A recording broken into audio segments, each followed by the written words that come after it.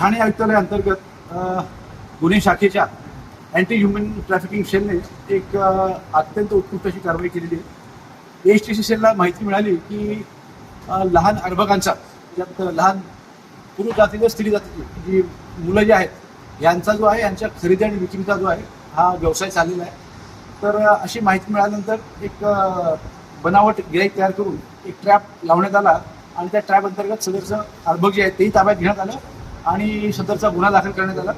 या Mumbra police station येथे या संदर्भात गुन्हा दाखल झालेला असून यात आतापर्यंत 9 आरोपी जे आहेत त्यांना अटक करण्यात आली. रेती बंदर या ठिकाणी जो सापळा रचण्यात आला आणि तिकडनं पुढे सदर गुन्ह्यामध्ये जे अटक आरोपी आहेत त्यात या अर्भकाची आई सुद्धा त्याला अटक करण्यात आली आहे. या आईने जे आहे या परिस्थिती अभावी त्यांनी जेव्हा जी काही कारण असते ती वैयक्तिक त्यांनी हे अर्भक विकलेलं होतं असं तपासात प्रायमरी तपासात निष्पन्न झालेलं आहे. त्याचा अधिकचा तपास होईल, त्यातनंच सगळे फॅक्ट जे आहेत ते समोर येतील. बिलकुल या संदर्भात आम्ही म्हणजे अत्यंत खोल तपास करणार आहोत.